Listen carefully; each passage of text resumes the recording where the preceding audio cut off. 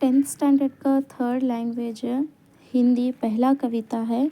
अभी board exam आने वाले हैं, उसमें हर एक लेसन से कौन से प्रश्न बहुत इम्पॉर्टेंट है उसके बारे में हम इन वीडियोस में देखेंगे। तो चलिए, पहला कविता मातृभूमि। इससे अक्सर 2-3 वाक्य का प्रश्न ही पूछते हैं। वन वर्ड का क्वेश्चंस बहुत कम पूछते हैं, तो वन वर्ड के भी आपको स्टडी करना है, लेकिन सबसे ज़्यादा आपको 2-3 वाक्य में मेहनत करना है। इसमें या तो 2 अंक का प्रश्न रहता है, नहीं तो 3 मार्क्स का एक प्रश्न, यही 2 प्रश्न में देते हैं। तो सबसे पहले है, भारत माँ के प्राकृतिक सौंदर्य का वर्णन कीजिए।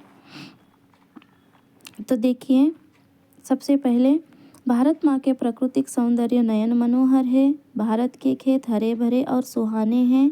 वन उपवन फल फूलों से युक्त है।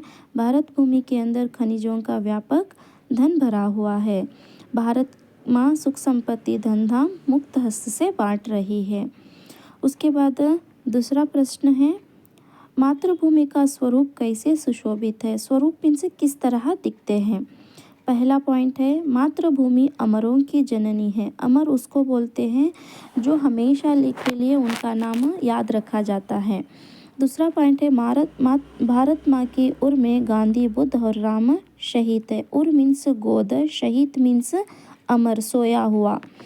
भारत माँ के एक हाथ में न्याय पताका और दूसरे हाथ में ज्ञान दीप है।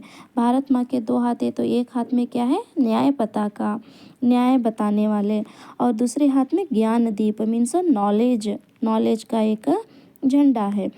जग का रूप बदलने के लिए कवि भारत माँ से निवेदन कर रहे हैं। भारत माँ के साथ कोटि कोटि लोग हैं। जय हिंद का नाद सकल नगर और ग्राम पर गूंज उठा है। ये 2 प्रश्न बहुत इम्पॉर्टेंट हैं। उसके अलावा इस कविता से कोई भी प्रश्न नहीं पूछा जाता है।